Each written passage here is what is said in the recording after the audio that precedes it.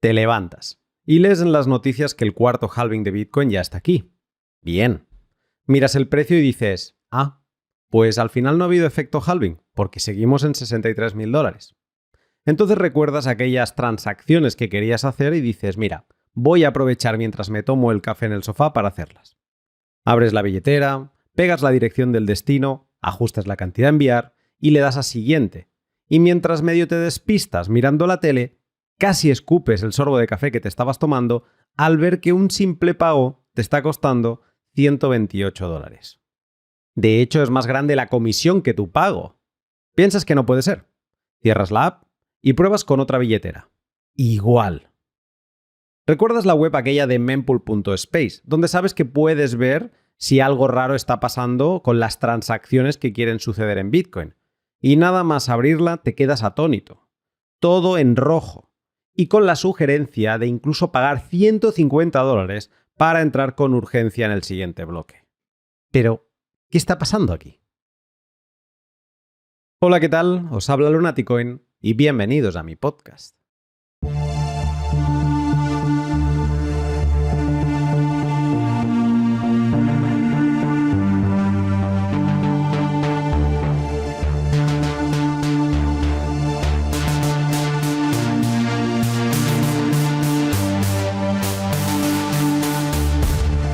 Sí, transaccionar Bitcoin se ha puesto muy caro. Y no, el culpable no es el halving. El culpable son las runas de Casey Roth Armor, un nuevo protocolo de tokens que utiliza la cadena de Bitcoin para comunicar información y que está generando una demanda sostenida de espacio de bloque a unas tarifas inauditas, llegando por momentos a más de 2000 sats por byte. Lo nunca visto. El protocolo de Bitcoin como tal no está sufriendo ninguna denegación de servicio, porque sigue produciendo bloques cada 10 minutos. Pero sí que la subasta de su espacio, lo que necesitas conseguir para que tus transacciones tengan un lugar en la cadena de bloques, se está convirtiendo en estas primeras horas post-halving en algo inaccesible para muchos tipos de operaciones. La situación de pago de comisiones ha llegado a tal extremo que si los bloques antes del halving dejaban al minero alrededor de un Bitcoin en comisiones, ahora están dejando 12, 13, 16 y hasta 37 bitcoins en el bloque 840.000 del halving. Y estas comisiones hacen que los mineros, más que sentir un halving, lo que sienten es un doblado o triplado de sus explotaciones mineras. Pero volviendo a lo que nos afecta a nosotros, ¿qué narices es esto de las runas? ¿Por qué las estamos sufriendo ahora justamente? ¿Cuánto más durarán estas comisiones desorbitadas? ¿Y si he de transaccionar ahora, qué puedo hacer? Pues bien, todas estas preguntas encontrarán respuesta en este pod de emergencia. Para ser conscientes de todo lo que vamos a ver en la mempool en los próximos días, semanas y años, tomar acción para que no nos vuelva a pillar con la casa por barrer y reflexionar en comunidad sobre por qué está pasando esto y las necesidades no cubiertas que se nos presentan. Y antes de dejarte con este pod express, déjame agradecerte a ti que me apoyas con retweets, contactos que me facilitas y contravalores que me haces llegar en Patreon y Fountain, Minter y Noster, y también a mis sponsors, a Hodel, CoinKite, Bitrefill, Minter y la Dobla Bullion. Empresas que utilizo con las que se trabaja muy a gusto y que me permiten la flexibilidad de cancelar todos los planes para empujar un podcast como este mientras la acción está sucediendo. Y con este contexto inaudito en la historia de Bitcoin, sin más, te dejo con el pod.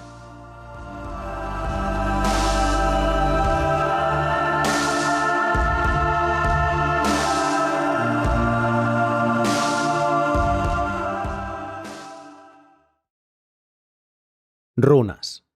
¿Qué narices son?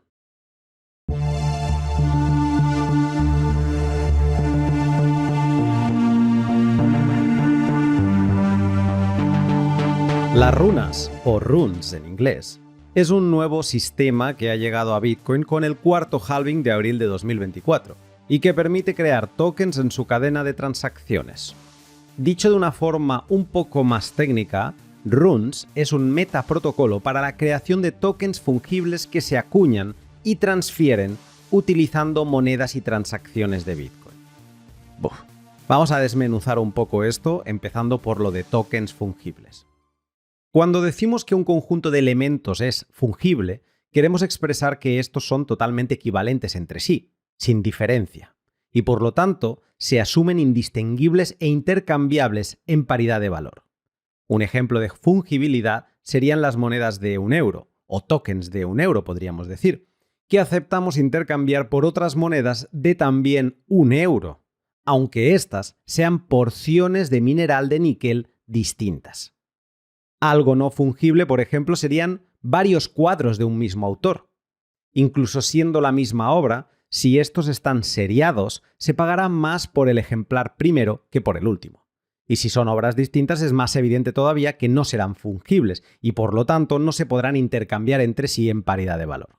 Lo característico de este sistema de tokens, y que lo diferencia de otros conocidos como los RC20 de Ethereum o los del protocolo Counterparty de 2014, es que se crean, acuñan y transfieren utilizando las transacciones de Bitcoin como vehículo, y Bitcoin, la moneda, para pagar sus comisiones, sin otros tokens como ETH o XCP como gasolina. Con lo que tenemos tokens de fidelidad, shitcoins, memecoins y Ponzi coins sin salir de Bitcoin. ¿Y cómo es esto posible? ¿Es que ha habido un cambio en el consenso del protocolo de Satoshi para no solo controlar el movimiento de unidades de Bitcoin, sino también el de tokens? No, nada de esto ha sucedido y todo sigue igual. El protocolo de runas se apoya en un campo opcional que puede añadirse en todas las transacciones de Bitcoin y que es conocido como el campo del OP-return. Este campo, que es estándar para las transacciones de Bitcoin desde la versión 0.9.0 de Bitcoin Core de marzo de 2014, hace ahora 10 años, permite añadir una salida no gastable a la transacción, como si fuera una moneda pero sin serlo y sin tener Bitcoin en ella. Y lo que sí que tiene esta salida es un campo de 80 bytes para añadir información arbitraria que el emisor de esa transacción desee. 80 bytes para que sea estándar y los nodos de Bitcoin Core la retransmitan, pero el consenso como tal aceptaría op-returns incluso más grandes, llegando hasta el megabyte máximo de un bloque entero. Pero esta conversación entre 80 o 1 mega es para otro momento. El campo op-return se utiliza para muchas cosas y lo vemos presente en las transacciones Coinbase, en las que el minero se emite a sí mismo los nuevos Bitcoin que ha encontrado en un bloque, en las transacciones de notificación de un código de pago reutilizable, como los de Paynim, o en las transacciones que emiten diferentes usuarios para inmortalizar en la timechain algún hecho relevante de sus vidas, como el nacimiento de un hijo. En el caso del protocolo de runas, el campo op-return se utiliza en las transacciones de Bitcoin para indicar la creación, acuñación o transferencia de runas de una moneda de Bitcoin a otras. O dicho de otra forma, el campo op-return se utiliza en una transacción de Bitcoin para informar al metaprotocolo ideado por Rod Armor de que esa actividad rúnica ha sucedido. A ojos de un nodo de Bitcoin, una transacción así no será más que un movimiento convencional de Bitcoin al que se le ha añadido un mensaje op-return que ni siquiera va a leer.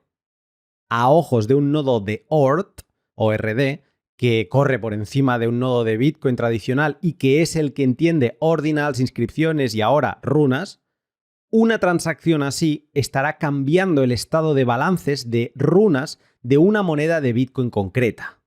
Así, el nodo de ORD tomará esta información y la actualizará. Y por esta razón es que las runas son un metaprotocolo, en referencia a que su existencia y transferencia va más allá del protocolo de Bitcoin. Su información vive de las transacciones Bitcoin, pero su estado y control de transferencias depende de un protocolo superior que es capaz de leer esa información necesaria. Una analogía en el mundo físico podría ser la siguiente. Imagina que 10 amigos se encuentran y todos traen una moneda de 1 euro. A esta moneda de 1 euro le ponen una pegatina azul, un gomet. Y entre ellos establecen que esa marca tiene el valor de un abrazo reclamable, ¿no? Yo te doy una moneda de 1 euro con esta pegatina azul y esto te valdría a ti para exigirme un abrazo en el futuro. Está, una convención que establecemos entre los 10 amigos. Ahora esos 10 amigos tienen en su cabeza el metaprotocolo que se han programado y ese mismo día se hacen intercambios de abrazos que algún día ya reclamarán. Al día siguiente, uno de ellos, sin fijarse, paga en una máquina expendedora de aguas con €1 de pegatina azul. La máquina desconoce el metaprotocolo y por lo tanto le entrega la botella de agua sin saber que ha ganado también un abrazo humano. La diferencia que tiene el mundo digital de Bitcoin con el mundo físico es la transparencia y accesibilidad de la información de todas las transacciones que han sucedido y quieren suceder. Con lo que el grupo de amigos creadores de la pegatina azul en Bitcoin sabrían que la máquina expendedora tiene ahora un token y quizá le harían una oferta a su inteligencia artificial para comprárselo por €5. Y ahí es donde empezaría el juego de la negociación. En resumen, las runas traen una forma de crear realidades ajenas a Bitcoin, pero que viven y utilizan su infraestructura para moverse. Y todo el mundo es capaz de crear una de esas realidades y jugar a ser Dios creador. La importancia que lleguen a tener esos tokens dependerá exclusivamente del valor que le quieran dar sus distintos participantes, pero no es difícil vaticinar que habrá tokens que mucha gente querrá tener, aunque sean estúpidamente caros, y otros que ni dándoles cuerda se moverán. La consecuencia de este juego de convenciones y gafas con las que ver cierta información de las transacciones de Bitcoin es que solo 1 millón de bytes virtuales entran en la cadena de bloques cada 10 minutos. Y solo los bytes de las transacciones de los que más pujen por ese millón de bytes serán los que entren en la cadena y se den por definitivos. Antes de 2023, solo los emisores de las llamadas transacciones económicas, transacciones que solo mueven Bitcoin sin metadata alguna, pues solo ese tipo de usuarios eran los que pujaban por el millón de bytes y era bastante barato subirse al tren de Bitcoin. En 2023 llegaron nuevos actores con gafas de realidad virtual que empezaron a ver ordinales, inscripciones y sellos o stamps en las transacciones de Bitcoin y convirtieron el entrar en la cadena de bloques en algo más caro. Y ahora hace un año que la cola de espera no se ha vaciado ni un momento. Con la llegada de las runas, ahora en 2024, otro actor con mucha atracción aterriza para disputar al resto el precio del ticket para entrar en la cadena. Y como estamos viendo, subirse al tren de Bitcoin ahora mismo es peor que subirse al metro de Mumbai en hora punta. Pero, ¿por qué ahora?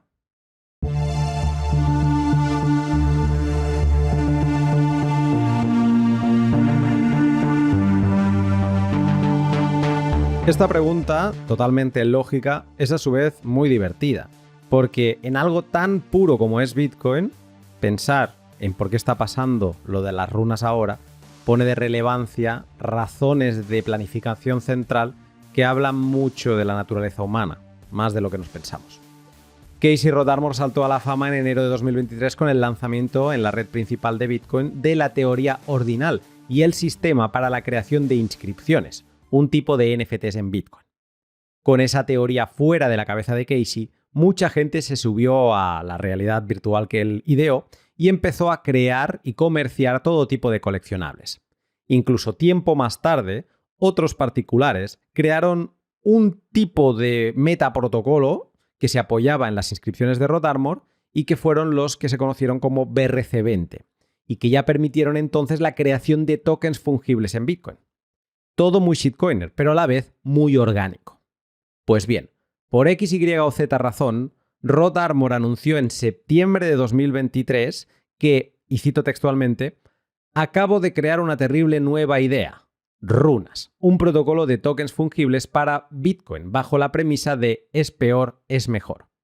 Si te interesa saber más sobre esto de es peor, es mejor, hice un podcast el año pasado al respecto, el L195. En este tuit que acabo de leer y el blog post que adjuntaba del 26 de septiembre, Casey ya daba pinceladas de la estructura y funcionamiento de las runas que él acabaría perfeccionando en los siguientes 7 meses. Pero claro, si la fórmula ya se intuía, ¿qué impedía a alguien empezar a hacer runas en ese momento? Pues nadie se lo impedía. Y eso es lo que empezó a suceder. Empezaron a crearse runas y a aparecer mercados de compraventa. Esto el mismo septiembre. Y eso a Casey no le pareció bien. Y como él se sabe con el poder de definir qué gafas serán las que el mercado querrá ponerse, estableció que fijaría una fecha en la que las runas se empezarían a considerar válidas y todas las emitidas con anterioridad serían ignoradas. Toma ya, planificador. Y lo mejor de todo es que así fue. Consiguió el fijar en qué momento las gafas de ver esta información serían válidas y estableció que fuera el bloque 840.000, es decir, el bloque del cuarto halving de Bitcoin, donde empezaran a valer las runas que se acuñasen. Y además, después de algo de deliberación pública, decidió que la primera runa, la que tiene el identificador 0, estuviese hardcodeada en el código del protocolo de las runas, para que nadie se la pudiera agenciar. Solo él. Y esta es la principal razón por la que ahora estamos viendo una mempool al rojo con estas tarifas de transacción. Pero no es la única. Hay algunas razones más. También es por el altavoz que tiene Rod Armor para decirle a Venture Capitals, entusiastas de las meme coins y scammers por igual, cuáles son las gafas correctas con las que vivir en esta realidad paralela. También está sucediendo por la lucha encarnizada de tener una runa creada con un índice bajo lo más cercano al 0. Mejor la runa 9 que la 100 y mejor la 100 que la 1000. Y por último, por la lógica de los tokenomics con la que puedes configurar las runas que vayas a crear. Pero para entender estas lógicas de tokenomics, de las invenciones de Rod Armor, con las que seguramente vamos a tener que convivir de forma muy intensa en los próximos años, hace falta parar y saber primero cómo funcionan las runas.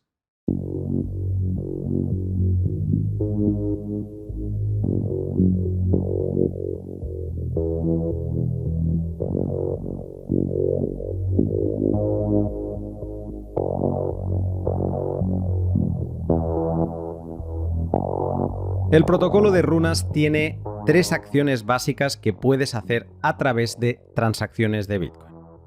Crear runas, lo que en inglés se llama etching o grabado de runas. Después, acuñar runas o mintear.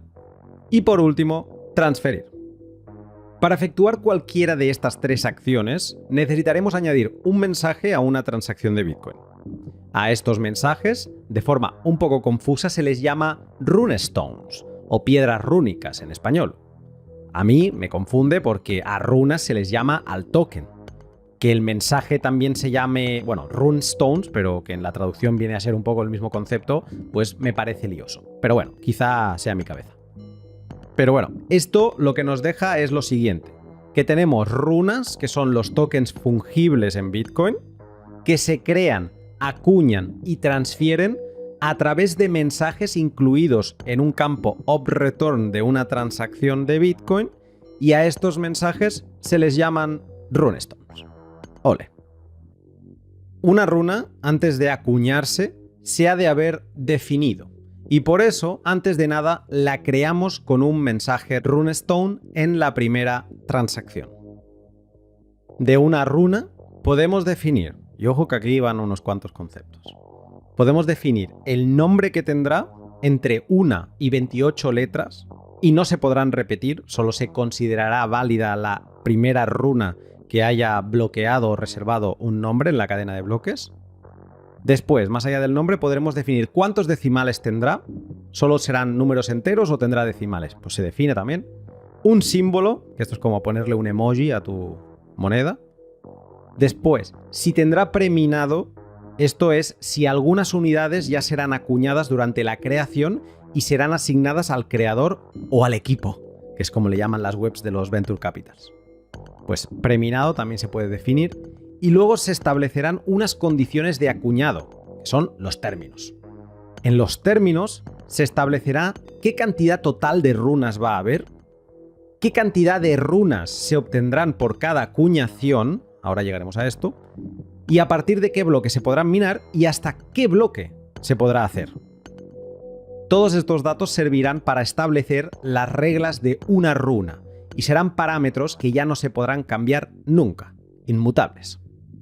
Si el creador no ha establecido preminado o preacuñado, esta transacción Bitcoin solo establece los parámetros del token. Y si, por ejemplo, hemos establecido una cantidad máxima de, por ejemplo, 1000 unidades y una emisión por acuñado de 1 unidad, esta runa todavía tendrá las 1000 unidades disponibles para ser acuñadas. Con la creación hecha, vamos a por el acuñado. ¿Quién puede acuñar a partir de ese momento una runa? Pues mientras queden unidades, cualquier persona puede mintear o acuñar una unidad y autoadjudicársela. Siguiendo con el ejemplo, alguien ve nuestro token de 1000 unidades y decide mintear algunas runas. Al haber establecido un acuñado máximo de una unidad por transacción, si alguien quisiera llevarse las 1000 unidades de nuestro preciado token, tendría que hacer 1000 transacciones. Ten en cuenta que en un bloque entran entre 2000 y 4000 transacciones según su tamaño, con lo que solo para la acuñación completa de este token concreto ya estaríamos necesitando entre 1/3 y la mitad de un bloque. Si esta persona concreta no quiere acuñarlos todos y quiere crear un token, solo uno, pues crea una transacción con cualquiera de sus Bitcoin, le añade el oportuno mensaje rúnico, que esta forma me gusta más que llamarle runestone, bueno, pues añade este mensaje rúnico para el minteo y ya está. La moneda que simplemente ha movido de un lado a otro, una moneda Bitcoin, o sea, en el protocolo Bitcoin lo que ha pasado es que él ha movido una moneda de su billetera a su misma billetera, lo que pasa es que se le ha añadido un mensaje rúnico y ahora en el metaprotocolo de runas, esa moneda resultante pues tiene también asociada un token de este token que hemos creado de 1000 unidades. Y ahora solo quedan 999 por acuñar. Y con esto ya lo tenemos todo listo para transferírselo a un conocido al que hemos convencido de que en un futuro este token será la hostia. Para transferir un token, nuestro emprendedor memecoinero crea una nueva transacción con la moneda que a la que antes le pegó este token que creó y gastando esa moneda crea dos salidas, crea dos monedas. ¿Por qué dos?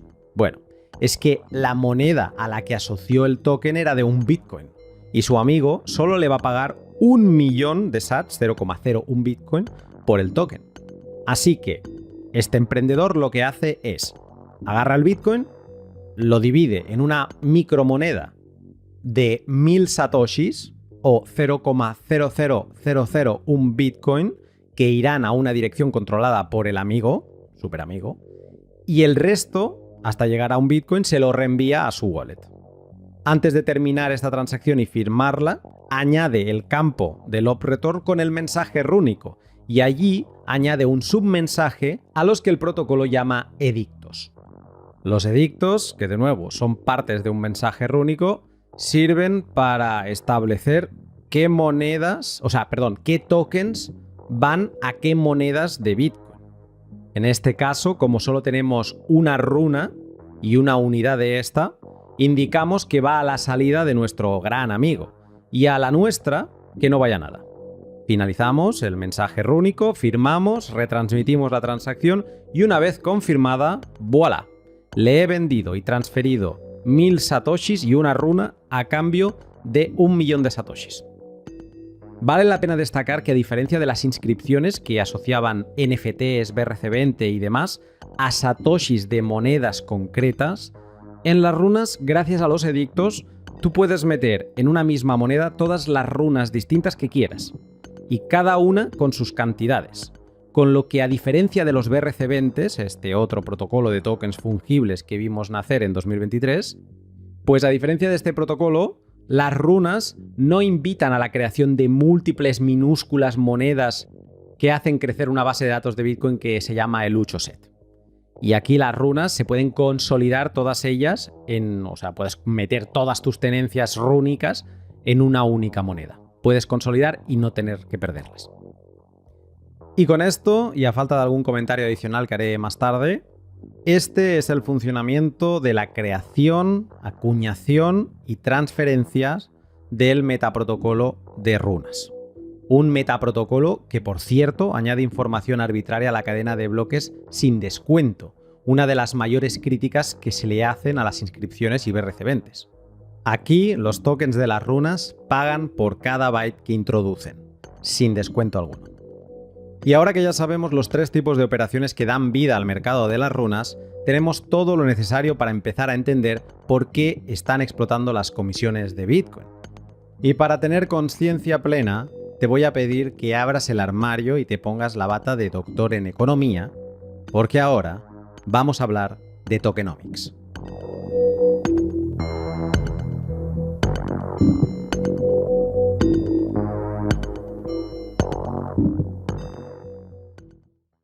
Y ahora, un breve momento para HODL HODL y Bitrefill. Las actividades que involucran movimientos de Bitcoin on-chain se ven impactadas cuando la mempool de Bitcoin se satura. Pero como te contaré más tarde, puedes prepararte para cuando las comisiones se relajen practicando en testnet. Y así tener la técnica bien controlada e ir directo a la yugular cuando se pueda. HODL HODL, que es la página web donde podrás comprar Bitcoin de otros particulares sin ceder datos personales y sin que nadie se vaya con lo que no es suyo, también tiene una web de testnet en la que podrás practicar la compra-venta de Bitcoin de test y estar preparado para comprar gordo, término que acuñamos ya hace unos años con Bitcoin 2140, cuando las fees se relajen. Aprovecha, practica y aprende las herramientas que te permitirán acumular tu tesoro digital sin que nadie sepa lo que tienes. Y todo lo podrás hacer en hodlhodl.com. La mempool no te bloqueará mucho más tiempo, porque ahora, ni 48 horas más tarde del lanzamiento de las runas, ya se están confirmando bloques a menos de 100 sats, unos $9 por transacción. Y los que pasan de puntillas por los estreses de la mempool son los chicos de Bitrefill, la web donde podrás comprar de todo lo que se te ocurra, pagando con Bitcoin on-chain y Line. Y es gracias a esta última forma de pago que yo sigo comprando. Hoy justo, no sé por qué, mi operador de teléfono tuvo problemas y me quedé sin internet móvil. Sin importarme la mempool, me fui a Bitrefill, compré una eSIM de datos móviles y lo pagué con mi Phoenix Wallet. En literalmente menos de un minuto había hecho la compra, canjeado el cupón e instalado la eSIM en mi móvil. Pero no es todo. Pronto volveré a estar grabando un pod en el exterior y aunque me encanta mi Rodecaster Pro 2, donde conecto micros y demás, es un poco aparatoso de transportar, con lo que voy a conseguirme un PodTrack 4 de Zoom en Amazon y lo voy a hacer pagando todo en bitrefill.com, pagando con Lightning. Bitrefill te desencadena los sats on-chain que has bloqueado en un canal de Lightning y te permite disfrutarlos ignorando el ruido de runas y otras congestiones de capa 1. Si todavía no conoces su catálogo, anímate a echarle un vistazo siguiendo el link de la descripción. Entendiendo la efervescencia de la mempool.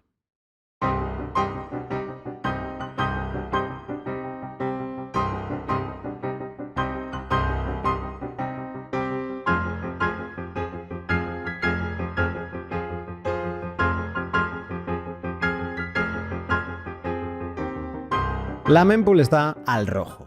Sabemos que muchas runas luchan por tener unos índices de emisión bajos y nombres concretos, pero una vez creadas, conozcamos ahora qué herramientas tienen para incentivar a los participantes de esta realidad virtual a que acuñen sus tokens. Analicemos posibles lógicas económicas de su creación, o tokenomics. Por ejemplo, ¿qué tokenomics podemos encontrar? Yo aquí voy a teorizar. Cosas que se me vienen a la cabeza después de haber leído cómo funcionan y después de haber vivido también el shitcoinismo de 2017. Podemos tener tokens con un buen marketing y pocas unidades al mercado. ¿Te imaginas el FOMO por conseguir un escaso token supervalorado de esa realidad virtual? Ese sería un ejemplo. Otro ejemplo serían tokens con un techo alto de emisión, mucha cantidad, ¿vale? Pero que cuando se llegue a una altura de bloque concreta, un bloque límite, ya no se pueda acuñar más. ¡Wow! O sea, puedes acuñar muchos, pero solo hasta el próximo bloque, o no sé, o imagínate que ponen una altura de bloque muy próxima. Pues, Dios mío, yo que me creo un montón esa realidad virtual, estoy dispuesto a pagar todo por tener uno. Nota al margen. Y esto ya está pasando. Habrá quien pagará todo por tener ese token y aún así alguien pagará más que él, hará que se quede fuera del bloque límite de minteo e igualmente su transacción se confirmará y perderá la monstruosa transacción, la comisión de transacción que accedió a pagar. Esto es la demostración clara que es un juego de suma cero. Y como dicen los ingleses, play stupid games, win stupid prizes.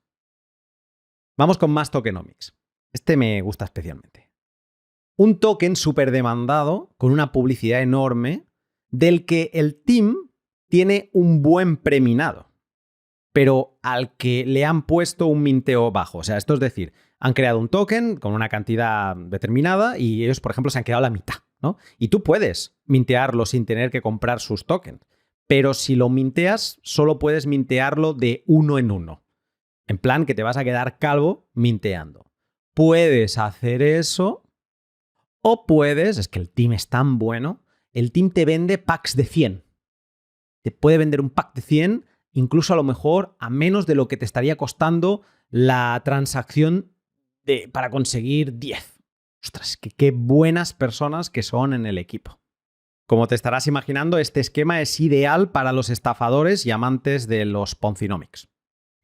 Estos 3 ejemplos de tokenomics, así rápidos, que se me han ocurrido mientras preparaba el podcast, dependen exclusivamente de cuánta gente tiene puestas las gafas de realidad virtual y está dispuesta a pagar la fiesta, pero que tienen un impacto global en todos los usuarios de la cadena de bloques, ya sean runeros, ordinarios o de transacciones económicas, que por cierto es un término que he mencionado también antes, pero que no me convence, porque todo podría ser una transacción económica.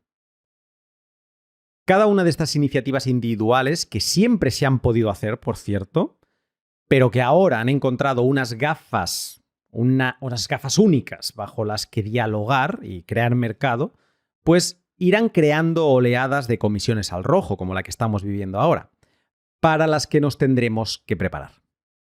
Estos ejemplos de tokenomics hacen referencia a tokenomics individuales de cada runa, pero luego, ojo a esto, también hay un tokenomic global, el tokenomic definitivo, y que es el mecanismo de supervivencia de las runas por si todo lo demás falla hasta el halving de 2028. Estoy hablando de la longitud de los nombres rúnicos. Antes he dicho que las runas pueden tener un nombre de 1 a 28 letras. Y no he mentido, eso dice su documentación oficial. Pero, ¿sabes qué? Desde este último halving solo se pueden crear runas con nombres de entre 13 a 26 letras. Toma ya. Los nombres de más de 26 están reservados para ser entregados a runas que no especifiquen ningún nombre, así que se les entregará uno muy repetitivo de forma aleatoria. Pero los nombres que van de 1 a 12 letras se irán desbloqueando cada 17.500 bloques, hasta que justo antes del halving de 2028 se desbloqueen los nombres de una letra. ¡Boom! 12 periodos para nombres de 12 longitudes distintas, en periodos de 17.500 bloques que harán que todo el ecosistema de runas en conjunto tenga una excusa perfecta para querer volverse a subir al metro a la vez, colapsando la mempool. ¿Os imagináis la lucha encarnizada que habrá en la mempool hacia 2027 cuando se desbloqueen los nombres de 4 letras y la gente luche por conseguir el token Pepe o el token USDT? Pues este es el tokenomic definitivo por diseño que Casey Roth Armor ha diseñado para llegar a 2028 con algún tipo de incentivo al pumpeo de las tarifas mineras. Casi que se está poniendo de cara a hacerse minero, porque con gente como Casey, ¿para qué necesitas subsidio de bloque? Y viendo todo esto, es normal que uno se acuerde de cuando transfería y hacía CoinJoins a un Satoshi por byte y se pregunte, ¿no podríamos frenar esto de alguna forma?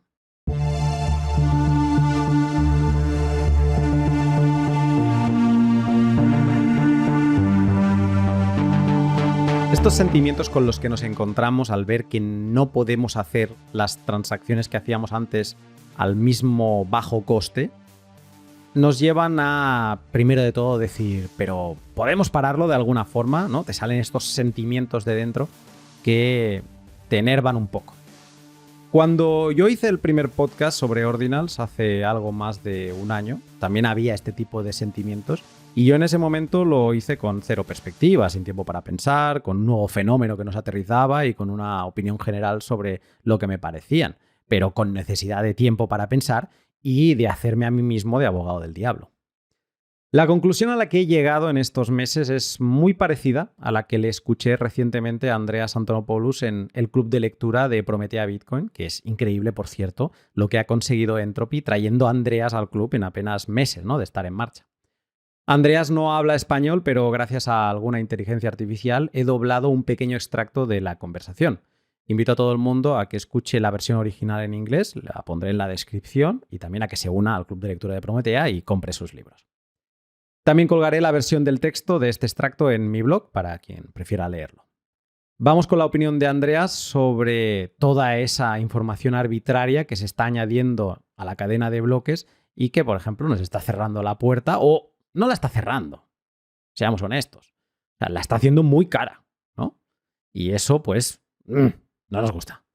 ¿Podemos frenarla, Andreas? ¿Es culpa de cosas como Taproot que estemos viendo esto que está pasando, ya no solo de runas, sino ordinals, inscripciones y demás? Sí, no estoy de acuerdo con la evaluación de que fue específicamente Taproot lo que permitió los ordinales. Creo, los ordinales, los tokens per se, y los NFTs ya eran posibles antes y sanctions. Desde el principio, desde 2012, la gente ha intentado hacer diversas cosas. Soluciones de tokens en capas en Bitcoin, y la verdad del asunto, la simple verdad es esta. En los sistemas de información, toda la información son simplemente bits. Y así, si decides que quieres poner bits que representen un JPEG o una URL o algo más en Bitcoin, hay 100 maneras diferentes de hacerlo. Y honestamente no hay forma de impedir que la gente haga eso. Si no les das un espacio para ponerlo en la firma, la pondrían en las llaves, la pondrían en las salidas, la pondrían en un multifirma con claves públicas falsas que en realidad son JPEG. Si tienes un espacio donde puedes colocar información binaria, luego puedes... Asegúrate de que la información binaria sea lo que crees que es. Puedes pensar que es una llave, por ejemplo, una llave pública o una dirección. Y luego alguien puede colocar en ese mismo espacio algo que sea un JPEG, porque los bits son bits. Y esto es realmente algo que nos da mucha libertad en Internet, porque todos los bits son iguales que podemos hacer cosas como VPN. Podemos ocultar tráfico dentro de SSE, que podemos ocultar información dentro de imágenes, que podemos comunicarnos con total libertad. Entonces, no fue Taproot quien creó esto. Taproot simplemente lo hizo posible. Y de hecho fue un testigo segregado el que abrió la puerta para... Pero básicamente estas tecnologías nos dieron más espacio en la cadena de bloques para poner datos. Y luego si esos datos son transacciones o imágenes o JPEG tontas de porquería, realmente no es algo de lo que puedas elegir. Así que hay dos razones por las que no creo que esto sea un gran problema. Lo primero es, creo que Bitcoin es un sistema muy ineficiente y flexible para hacer contratos inteligentes y NFTs. Es demasiado caro, tiene una resistencia enorme a la censura y robustez y seguridad, lo cual es completamente innecesario para la mayoría de los usos de NFT teaser y tokens. Entonces, como resultado, ¿por qué usarías el sistema muy caro y muy robusto para hacer algo que no necesita ese nivel de gasto? Es un poco como llevar un tanque M1 Abrams al supermercado para recoger tu pedido. Ahora existe la posibilidad de que puedas recibir fuego sostenido en tu camino al supermercado, pero es poco probable. Así que lo que estás haciendo es simplemente desperdiciar mucho combustible y ocupar mucho espacio en la carretera por algo que no es necesario. Así que creo que eso es ordinales e inscripciones y todas esas otras cosas de tokens. No encontrará éxito en el mercado. El mercado ha dejado claro que la plataforma adecuada para hacer estas cosas es Ethereum y seguirá siendo Ethereum. Así que es una pérdida de tiempo intentar esas, pero es una buena noticia porque eso significa que no van a obstruir el espacio del bloque por mucho más tiempo. Pero hay una pregunta filosófica más amplia que es, ¿cómo evitas que estas cosas entren en la cadena de bloques? Y la respuesta simple es que no puedes prevenirlos porque Si haces espacio de datos disponible en la blockchain para transacciones, la única forma en que puedes, para evitar que la gente meta basura, es necesario asociar un costo. Y si la gente está dispuesta a pagar la tarifa para meter basura, entonces pagan la tarifa y la basura entra. Solo hay dos maneras para asignar espacio en una cadena de bloques. Uno es un mercado de comisiones con una subasta, que es lo que hacemos ahora.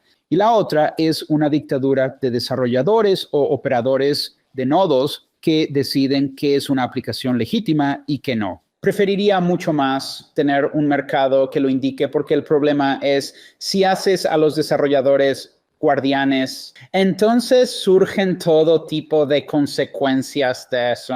Y de hecho, no creo que pudieran detener la basura de todos modos. Simplemente se disfrazaría de algo más. Así que no me preocupa, no creo que esto sea un problema. Y no creo que sea una consecuencia no intencionada de Taproot. Es simple. La realidad de los sistemas de información es que todos los datos pueden ser introducidos y hacerse parecer como cualquier otro dato. Voy a repetir porque a mí me ha parecido un cierre espectacular, ¿eh? Dice, si la gente está dispuesta a pagar la tarifa para poner basura allí, entonces pagarán la tarifa y la basura entrará. Solo hay dos formas de asignar espacio en una cadena de bloques. Una es un mercado de tarifas con una subasta, que es lo que hacemos ahora. Y la otra es una dictadura de desarrolladores u operadores de nodos que deciden qué es una aplicación legítima y qué no lo es. Preferiría que un mercado decida eso, porque el problema es que si haces que los desarrolladores sean los guardianes, entonces todo tipo de consecuencias surgen de eso. Y de hecho, no creo que realmente puedan detener la basura de todos modos. Simplemente se disfrazará como otra cosa. Así que no estoy preocupado por esto, no creo que sea un problema. Amén a todo lo que dice Andreas. Bitcoin es una cadena de bloques que almacena transacciones con una serialización determinada y demás. Pero al final permite meter bits en una base de datos descentralizada. Bits que para que tú metas una información, micro o macro, o sea, más pequeña o más grande, te hace pagar por cada byte que metas. Entonces, yo pienso como Andreas. Si tú cierras una puerta, no te preocupes, que encontrarán otra forma de seguirte metiendo esa información. Y no es un problema de Taproot, no es un problema de Segwit, no es un problema del campo op-return, que lo tenemos desde 2014. Y de antes, de hecho, pero de forma estándar desde 2014. Esto es simplemente un problema de la naturaleza de lo que estamos hablando. Esto es una base de datos distribuida, una base de datos que cuesta, que lo único que te dice es, mira, esta base de datos no necesitas permiso de nadie, no necesitas claves de acceso. Lo único que necesitas es saber matemáticas, poder calcular una clave pública y a partir de ahí puedes utilizar la cadena de bloques pagando una comisión que se paga en la unidad nativa, que es el activo Bitcoin, ¿no? El token de Bitcoin. Perfecto. Entonces, es sin permiso. Y da la sensación que muchas de las ideas que se han puesto sobre la mesa siempre parten de la base de que alguien decide lo que puede entrar y lo que no puede entrar en la cadena de bloques. Y yo entiendo el fondo.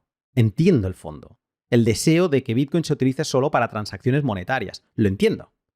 Pero a mí el miedo que es mayor que, por ejemplo, que me pase un día, 2 días, una semana sin poder transaccionar, pues ese miedo para mí es más importante y el miedo que tengo es que si damos con la clave para poder decir lo que puede entrar y lo que no puede entrar en la cadena de bloques de Bitcoin, ¿cuál será el problema para un gran actor a decir, no, pues transacciones que vengan de un CoinJoin, que da privacidad a la gente, pues no quiero que pasen? O las transacciones que vengan de ese tipo de IPs, que son de Irán, que son de Cuba y demás, pues no quiero que pasen. Entonces, no me gusta, como decía Andreas, no me gusta nada las consecuencias que pueden salir de establecer un sistema de decisión sobre lo que puede entrar y lo que no puede entrar. Y aquí voy a leer un extracto de una explicación que ha hecho hoy día 20 Jimmy Song sobre todo esto de las runas y cómo cerraba, ¿de acuerdo? Son 2 párrafos. Dice: lamentablemente, además de la estafa conocida que perpetran las altcoins, siendo completamente centralizadas, hay un costo más profundo en términos de congestión de espacio de bloque. La emisión de activos de runas ha anulado casi todos los demás casos de uso en este momento. En esto estoy totalmente de acuerdo. O sea, que las runas han provocado eso. Dicho esto, dice Jimmy, la tasa actual de emisión de runas es completamente insostenible. Solo en los primeros 18 bloques se han gastado más de 20 millones de dólares en tarifas, la mayoría de ellas en la emisión de runas. A este ritmo, los emisores de runas estarían gastando 150 millones al día o 1.000 millones a la semana. Una barbaridad. Sinceramente, no puedo verlos haciendo esto durante mucho más que 1 o 2 meses. Mientras tanto, debe ser genial ser el minero que encuentra todos esos bloques. Y ahora te voy a leer otro comentario, pero quiero destacar el punto que pone sobre la mesa Jimmy, de decir, el coste de esta operativa es insostenible. Ahora volvemos al coste. Pero el último comentario que quiero añadir es de John Carvalho, que dice, hizo un tuit donde dijo, ahora mismo con estas comisiones, abrir un canal de Lightning, o sea, unirte a la Lightning Network, solo cuesta $200. Chúpate esa visa. Obviamente un tuit irónico, ¿no? Y Peter McCormack le dijo, bueno, muy bien, vale, ¿cuál es la respuesta correcta, no? ¿Cuál es la respuesta a esto? Y John Carvalho le dijo, los golpes continuarán, o sea, el sufrimiento continuará hasta que separemos las narrativas de la verdad. Precio, por parte de Jimmy, separar narrativas de verdad, por parte de John Carvalho. El lado de Jimmy, muy de acuerdo en que el jefe último de Bitcoin no va a ser las tarifas de transacción.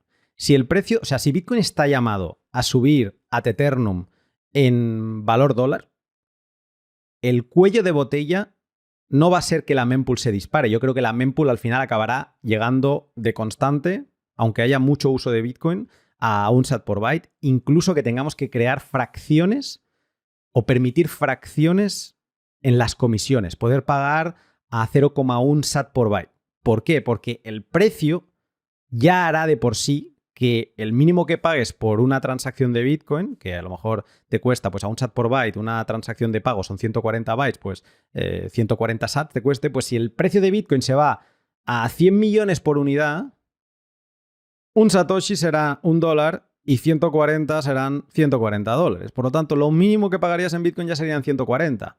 Bueno, es que eres un exagerado, 100 millones por unidad. Bueno, 10, bueno, pues entonces sería 14. No, 1 millón por unidad, que esto no lo veo tan alejado.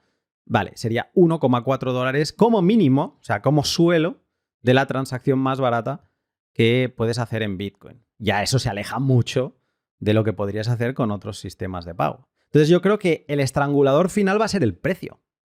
El precio y la mala gestión política, que hace que Bitcoin siga siendo esa aspiradora de valor del mundo.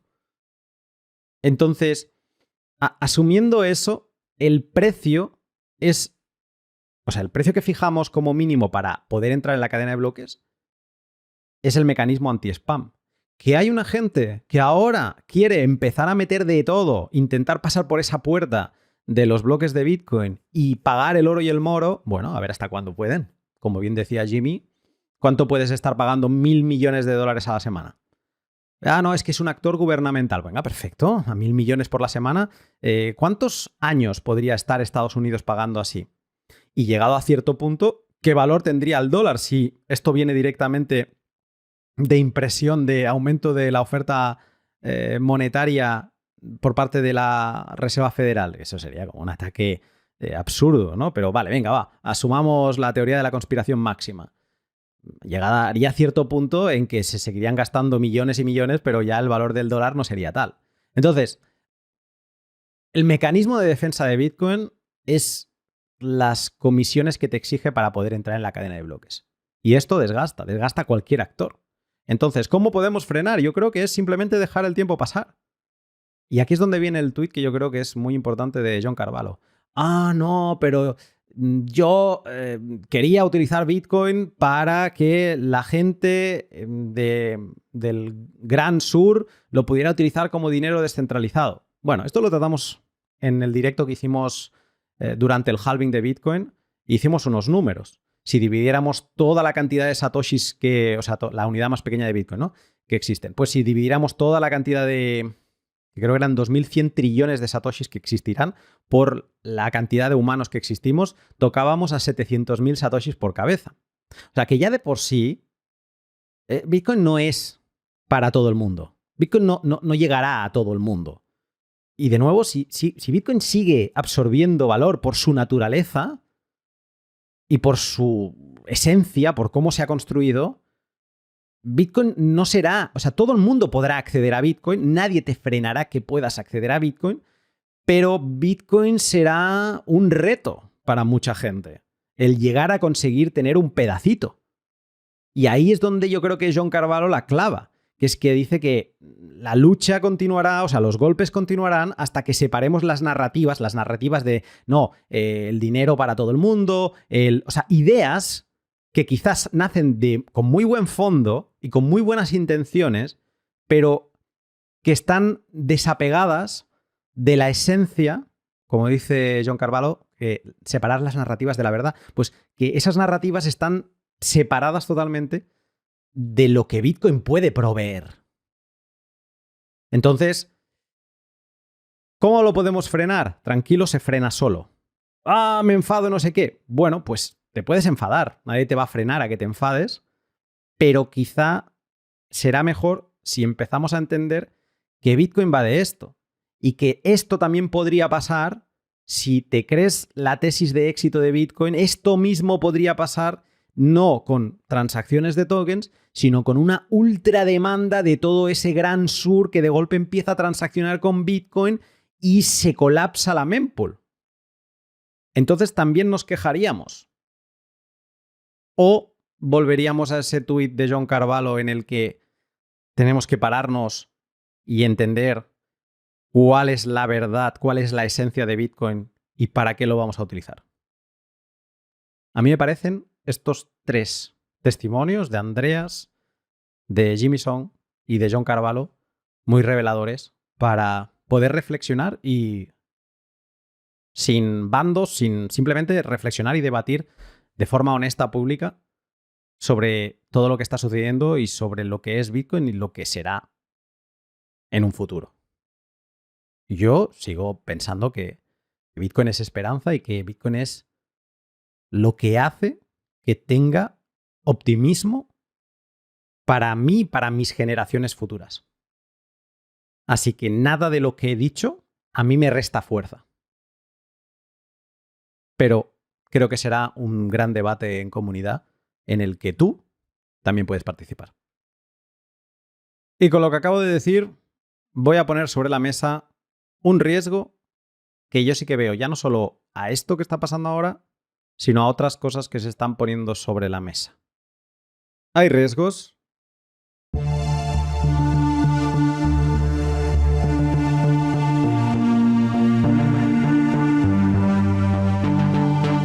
Hay riesgos que creo que van más allá de lo evidente. Para mí el riesgo de las ruinas que decíamos ayer en directo 2140. Bueno, para mucha gente han sido ruinas. Bueno, pues para mí el riesgo de las runas o las inscripciones no es el riesgo de que durante unos días no se pueda transaccionar. El riesgo que más me disgusta, que ya está aquí y sobre el que sí que veo que podemos empezar a hacer cosas, es el del MEP, o valor extraíble por mineros en sus siglas en inglés. El podcast ya está siendo lo suficientemente extenso por el lado de las runas y no quiero abrir el melón ahora del MEP. Pero si quieres saber más, Matt Corallo tiene un artículo de hace unos días excelente sobre la cuestión y que te dejaré adjunto en la descripción. Pero sí diré que el MEP es toda aquella actividad que un pool minero puede realizar sobre el minado de un bloque para sacarle más valor que el propio de coordinar hashes de mineros y el de seleccionar las transacciones que más pagan. Este tipo de actividades incluyen pagos por fuera de la mempool pública para incluir transacciones en un bloque, el valor adicional que pueden obtener por un reordenado concreto y no económico de las transacciones de un bloque, la inclusión de transacciones propias interesadas o incluso la reorganización de un bloque. Hay varios tipos de MEP, más en el blog de Matt Corallo, y el que preocupa especialmente es el MEP que haga que los pools todavía se centralicen más y hagan que Bitcoin pierda la resistencia a la censura que tanto nos gusta. Este MEP centralizador es lo que se conoce como Mevil, haciendo broma de unir la parte de MEP y evil, o como se pronuncia, de malvado. Bitcoin, con sus usos no monetarios y con metaprotocolos en sus transacciones, abre la puerta al MEP. Abre la puerta a que, por ejemplo, un pool vea la acuñación de un token en proceso, le parezca un negocio provechoso y deje fuera a alguien que paga más para acuñar un token para ponerse una acuñación suya propia. Veo a los usos no monetarios y a los metaprotocolos imposibles de parar. Lo que sí que creo que se puede trabajar es en evitar el MEP, o hacerlo súper complicado. En trabajar en la descentralización de los protocolos de construcción de plantillas de bloques para que sean los hasheadores, los mineros y sus granjas, y no los pools, los que decidan qué transacciones incluir, porque así, sin tanta centralización, aunque siga habiendo incentivo para que cada actor independiente practique algo de MEP, les será menos práctico destinar los recursos económicos a desarrollar esa lógica y se centrarán en hacer lo que realmente les aporta beneficio, en seleccionar, en ordenar las transacciones que más Bitcoin le pagan, sin metainformación, sin metajuegos y sin metalógica. El riesgo que yo veo es el MEP. Las oleadas de comisiones que ahora están a 2.000 y ahora más tarde ya están a 300 o a 200, son solo una expresión del vivo mercado del espacio de bloque de Bitcoin. Pero como sé que puede ser igualmente molesto, a continuación te voy a dar algunos consejos que puedes seguir cuando te encuentres con las siguientes oleadas de altas comisiones. ¿Qué he de hacer yo con mis Bitcoin ahora?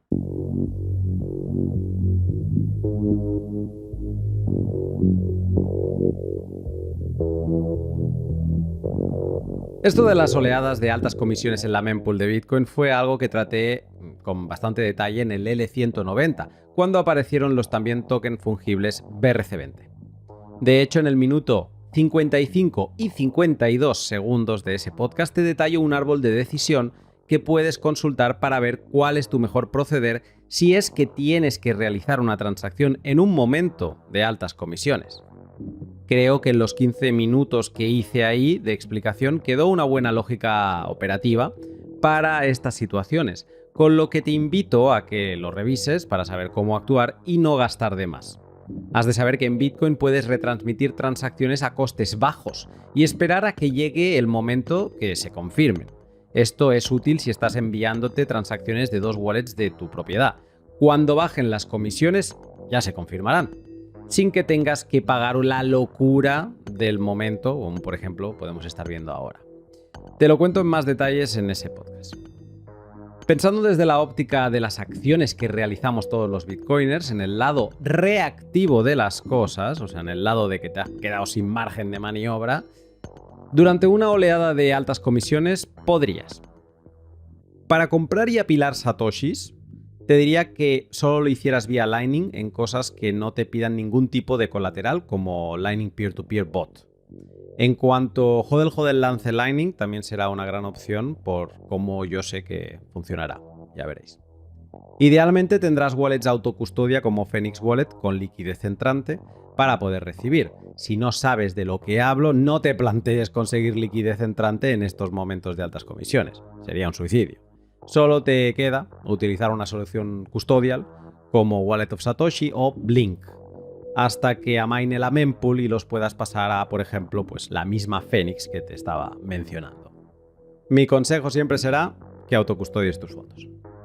Esto en cuanto a cómo comprar y apilar satoshis. Pero, ¿cómo puedes recibir pagos?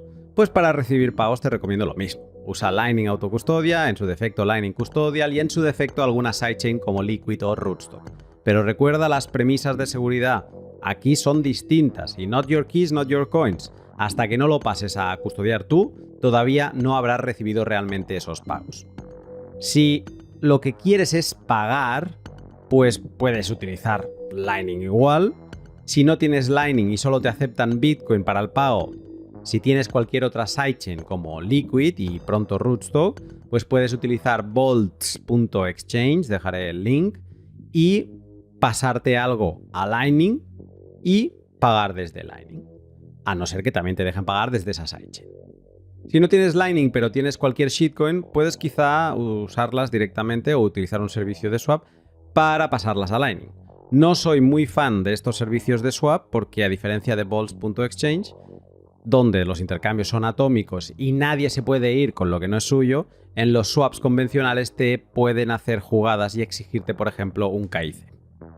Lo importante en general es no tocar Bitcoin on-chain cuando las comisiones están así, a no ser que sea un pago muy grande y que el porcentaje, aunque la mempool esté disparada, que el porcentaje de comisión se te quede en un 3 o un 2% y entonces digas, bueno, me sigue compensando utilizar on-chain. Pero sea como sea, has de saber que tus Bitcoin, los que tengas holdeando en cold storage, seguirán estando muy seguros, incluso más por el incentivo que tienen los mineros de aumentar su hash rate para ganar más comisiones.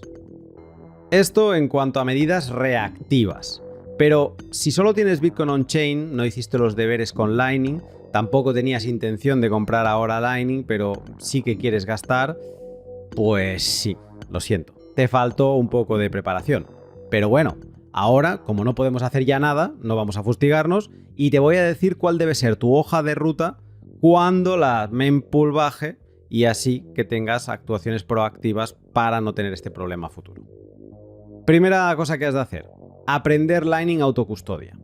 Utilizar Phoenix Wallet en tu móvil es muy sencillo y con tan solo descargarla, crear una billetera y recibir a una dirección on-chain que te facilita, ya será suficiente para que al recibir esos fondos se autoconviertan a Lightning y se queden ahí esperando a ser gastados. Esto es algo que debes hacer cuando las comisiones estén bajas. Yo te diría sub 30 sats por byte, aunque quizá puedas esperar un poco más. Y aún así tendrá unos costes, por lo que te recomiendo que no envíes menos de $500,000 de satoshis. Para mí la cantidad óptima sería tener una wallet móvil con 2 millones de satoshis como mínimo.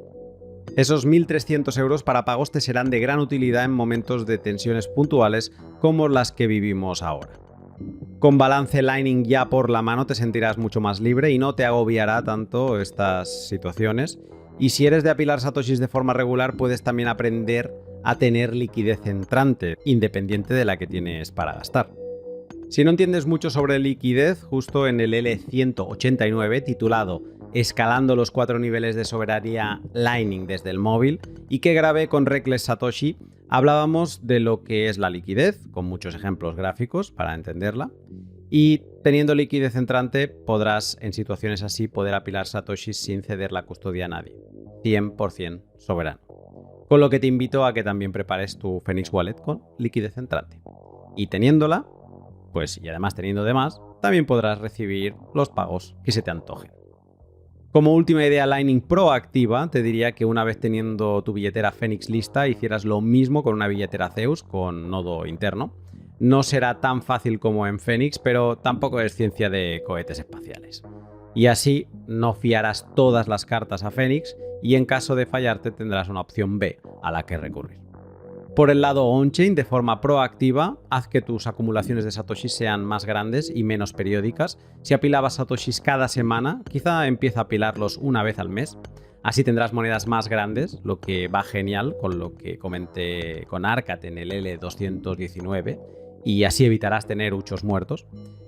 Podrás escoger también el día con fees más bajas y tendrás muchos más mercados peer-to-peer de los que escoger, entre los que encontrarás mi querido Hodl Hodl. Todavía por el lado de la autocustodia se me ocurre una idea interesante que podría serte de utilidad si eres de los que vende Bitcoin de forma habitual y también participas en meetups físicos como los que se anuncian en 2140 meetups. Podrías conseguirte algunas Sats Cards de CoinKite a partir de $10 la unidad y cargarlas con alguna cantidad de Bitcoin que sueles vender. Por ejemplo, no sé, $500,000 de Sats, unos 300 euros al cambio. Si la mempool colapsa, podrías seguir vendiendo esos Bitcoin a otros particulares en uno de los meetups a los que vayas, entregándoles la tarjeta Y por ejemplo, con un 5% de prima lo podrías vender a 316 euros y si le cargas el coste de la SATSCAR a 326. Sobrecoste muy alejado de los costes de transacción que estamos viendo estos días.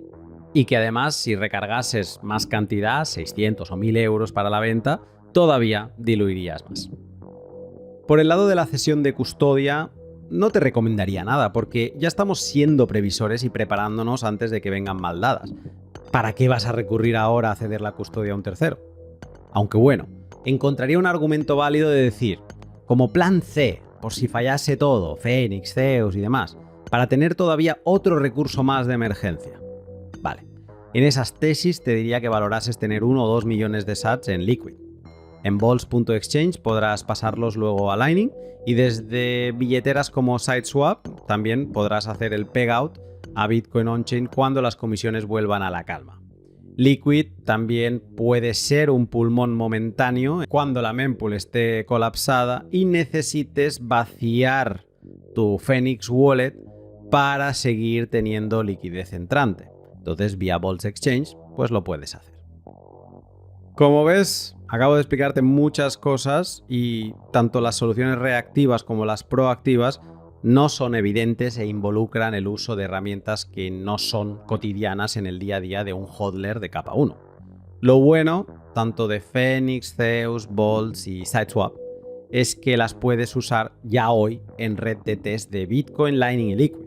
Por lo que si esta oleada de comisiones de las runas te ha cogido por sorpresa, te animo a que no permitas que te vuelva a pasar y que repases los 2 podcasts que te he comentado, sobre todo el L190, y practiques con el L189 en testnet todo lo que quieras y más con monedas de test que no tienen valor monetario.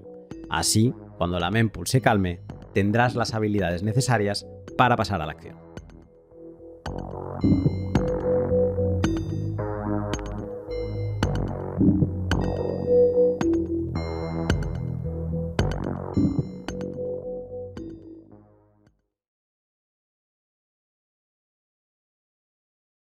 Y ahora, un momento para CoinKite y Minter. CoinKite es la empresa fabricante del hardware más icónico de Bitcoin, y aunque siempre te estoy hablando de las Cold Card que me fascinan, has de saber que tienen muchísimos productos como los Block Clock, los Open Dimes, los TapSigner o las SatsCard de las que te acabo de hablar en esta última sección. Algo que no te he explicado antes y que quizá te ha podido sorprender si no lo sabes, es que las SatsCard permiten cargar balance en ellas sin que sepas cuál es la clave privada. Así, cuando tú la intercambias con alguien, ese alguien puede saber si eres conocedor de su clave privada o no. Y así es por lo que puedes utilizar las SatsCard como si fueran Bitcoin físico, como lo que fueron las Casascius en su día. Como ves, CoinKite tiene productos para todos los tipos de custodia, por lo que te animo a que sigas el link de la descripción y te dejes caer por su maravillosa madriguera. Y Minter, la app y red peer-to-peer en la que podrás escribir todo lo que se te antoje sin que nadie te lo pueda frenar y siendo el propietario demostrable de todo lo que escribes. Minter es fascinante, pero sí que es verdad que por mucho que te lo cuente no sentirás su poder hasta que la descargues y la testees tú mismo. El camino de aprendizaje que has de seguir ahora que quieres prepararte para la próxima oleada de comisiones es una ocasión perfecta para documentarlo en Minter, creando tu perfil y empezando a publicar en un periquete. Así, si creas contenido de valor y recibes contravalores Lightning por ellos, podrás tener también algunos sats que utilizar cuando la mempool se ponga por las nubes. De hecho, yo tenía unos 150.000 satoshis acumulados de contravalores en Bitcoin y justo ayer los retiré en preparación por la llegada de las runas. 150.000 sats que no hubiera tenido si mi herramienta de blogging no tuviera integrada la red eléctrica de Bitcoin en su ADN, como lo hace Minter.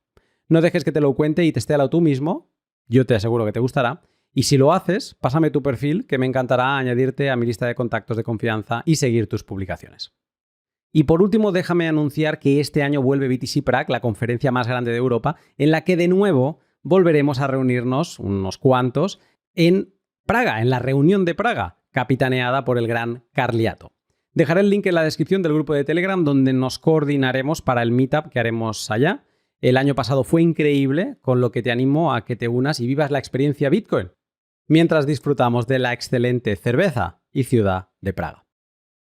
Y hasta aquí este podcast que espero haya servido para despejar dudas sobre lo que son las runas y por qué estas están colapsando la mempool de transacciones pendientes en Bitcoin.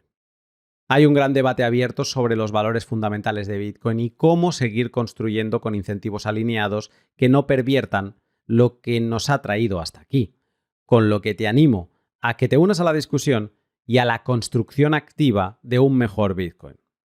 Cosas como Stratum V2, CISA, Music, Frost, todos estos ejemplos están ya sobre la mesa y todos son proyectos open source que trabajan de alguna forma en dar más control a los mineros, más descentralización, en hacer las transacciones más eficientes, más privadas, más seguras.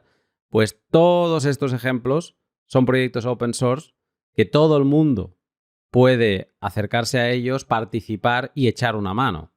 Pero hay todo un universo de cosas más allá de esto que todavía se han de pensar, o sea, cosas que todavía no están ni sobre la mesa, que se han de desarrollar, como la descentralización de la minera y el pleb mining que comentó CSH en el directo de Bitcoin 2140, que hicimos para el halving y que fue excelente, o soluciones off-chain y offline, de las que de momento solo tenemos las que propone CoinKite con los Open Dimes y las Satscar. Hay mucho por hacer. Y el futuro es prometedor.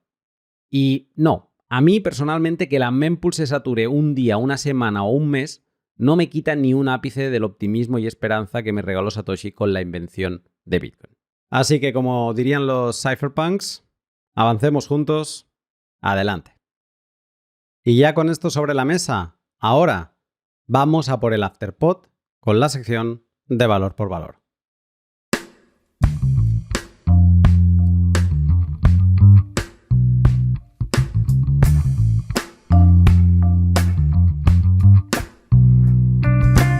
La sección de valor por valor está patrocinada por la tienda de oro y plata de inversión La Dobla Bullion, lugar donde podrás apilar también dinero duro físico para poner al lado de tus satoshis. Yo cada año apilo unas monedas concretas de plata de 1 onza y aparte intento hacerme siempre con alguna onza de oro. Hay varias monedas con las que animarse, cada una con su historia, y por ello he desmenuzado las Krugerrand, los Panda, las American Eagle o alguna sugerente selección de monedas de plata. Y hoy quiero recuperar esta selección de monedas de plata que me regaló Rafa de La Dobla Bullion cuando le pregunté qué monedas escogería para empezar su stack metalero, ¿no? Una persona que empezase. Y me contó lo siguiente, me pareció excelente y por eso ahora que estoy comprando plata me interesa volverlo a traer aquí sobre la mesa. Me dijo, el inversor compra la plata más barata en cada momento y luego suele irse a monedas que le dan más placer o con las que cree que tendrá mayor potencial de revalorización en el mercado entre particulares. Te hago una clasificación rápida tratando de ir de más invertibles a más coleccionables. El primer tipo son las monedas de inversión, empaquetadas de fábrica en tubos muy conocidas de tirada ilimitada y diseños fijo. American Eagle, Maples, Filarmónicas, Britannias, Canguros y Krugerrands. Aquí son las que yo siempre compraba. Luego, segunda clasificación, monedas de inversión, menos conocidas de tirada limitada y de diseño fijo. Y aquí él me decía que están las arcas de Noé y los elefantes de Somalia. En el tercer tipo están monedas de inversión muy conocidas, de tirada limitada y diseño fijo, libertades o dragones rectangulares de la Perth Mint. En el cuarto grupo están monedas de inversión muy conocidas de tirada ilimitada y diseño cambiante, los pandas. Y en el grupo quinto encontraríamos monedas de inversión menos conocidas, tiradas limitadas y de diseños cambiantes, koalas, cocaburras, emu australianos, brumbis australianos, leones checos y otras. Y por último estarían lo que él llamó los nuevos chicos del barrio, the new kids in the block, que hay aquí muchas cecas que intentan ser como la gran próxima moneda de inversión, y encontramos la Cruz de Malta de la Pressburg Mint, el Fénix de Bull Mint y otras. Estos días voy a pasar de regreso por España en una conferencia que he de dar y ahí aprovecharé para enviarme una pequeña selección y así tener mi colección de 2024 medio saciada. Tiraré de las monedas de inversión clásicas, pero también añadiré algunas libertades, los pandas, y de los New Kids in the Blocks también me escogeré alguna. Eso de que sean nuevas y con potencia me da cierto FOMO. Si como yo quieres hacer tu pequeño stack o simplemente curiosear en los diseños de algunas de estas monedas, te animo a que eches un vistazo a la web de La Dobla siguiendo el link de la descripción. Lo dejo hoy por aquí con este podcast de emergencia. No hace todavía ni una semana del podcast anterior, con lo que la lectura de todas las personas que me han hecho llegar un contravalor, que han llegado algunas por este podcast de minería, pues leeré todos vuestros nombres en el próximo, donde ya habrán unos cuantos más y tendrá sentido. Igualmente recordad que donde más nos explayamos y donde leemos todos vuestros comentarios con calma es en el Afterpod, que justo también he publicado hoy junto a Entropy. Y nada, si nada se tuerce, yo te saludo de nuevo en algo más de una semana.